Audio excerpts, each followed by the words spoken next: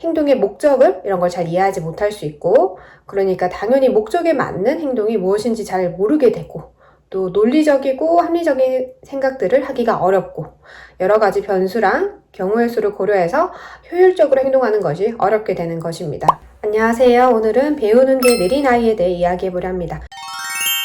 느린 학습자라고 들어보셨나요?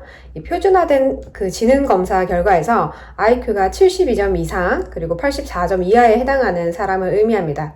쉽게 풀이하면 지능이 평균에도 해당하지 않고, 그렇다고 해서 지적 장애에도 해당하지 않는 아주 애매한 구간의 지능을 가진 사람을 말합니다. 이렇게 지능이 그 평균과 지적 장애의 그 경계에 있기 때문에 경계선 지능이라고 표현되기도 합니다.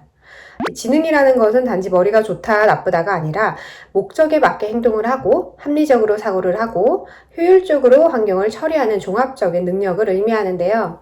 그러니까 지능이 평균보다 낮게 나왔다면 그 평균인 사람이랑 비교했을 때 자신이 하는 행동의 목적을 이런 걸 잘 이해하지 못할 수 있고, 그러니까 당연히 목적에 맞는 행동이 무엇인지 잘 모르게 되고, 또 논리적이고 합리적인 생각들을 하기가 어렵고, 여러 가지 변수랑 경우의 수를 고려해서 효율적으로 행동하는 것이 어렵게 되는 것입니다. 근데 중요한 거는 이게 어렵다지 안 된다가 아니거든요. 그리고 배움의 속도가 느리다이지 못 배운다가 아닙니다. 치료실에서 느린 학습자 아이들을 종종 만나게 되는데요.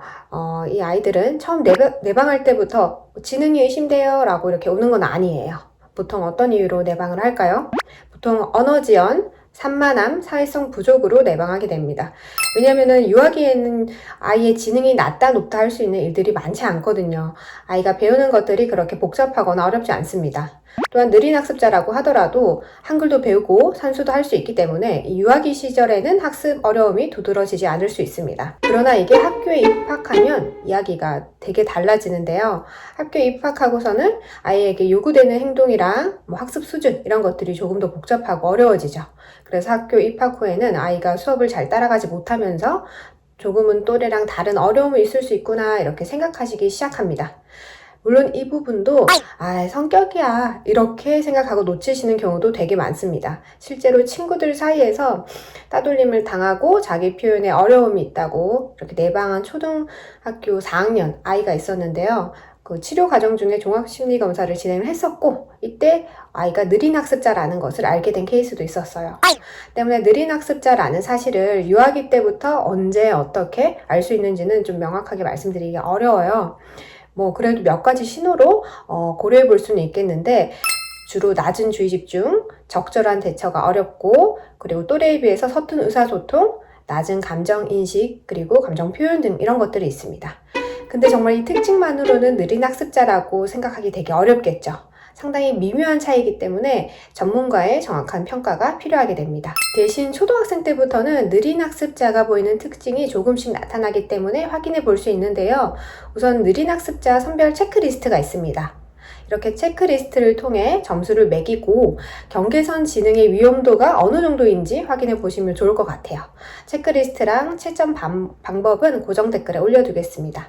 초등학교에 입학하고 공부를 시작해서 배우고 있는데 이상하게 반복 학습을 하는데도 너무 오래 걸리고 진도가 안 나가고 또래 관계에서도 미숙하고 좀 부적절한 대처를 보이고 주의도 산만하고, 이런 느린 학습자들은 적절한 개입 시기를 늦출수록 이 학업 격차를 좁히기가 힘들어요. 이것저것 하는 건 많은데 성취가 낮으니까 아이가 스트레스도 높아지고 위축될 수 있습니다. 또한 친구들 사이에서도 다소 느리고 좀 부족한 아이라는 낙인이 생길 수 있고요. 학업 문제는 시간이 지나면 지날수록 따라잡기가 힘들고, 무엇보다 이 일반적인 공교육 학습 방식이 아이한테 맞지 않을 수가 있어요.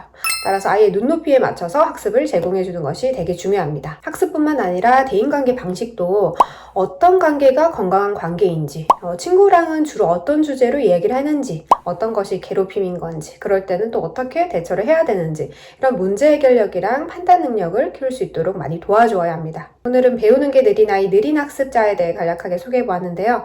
느린 학습자를 위한 자료나 사이트 등이 꽤 많이 있어요. 아직 접하지 못하신 분들을 위해서 관련 정보를 고정 댓글에 올려둘 테니까 참고해 주시고요. 그리고 느린 학습자를 위한 워크북 같은 게 많이 있거든요.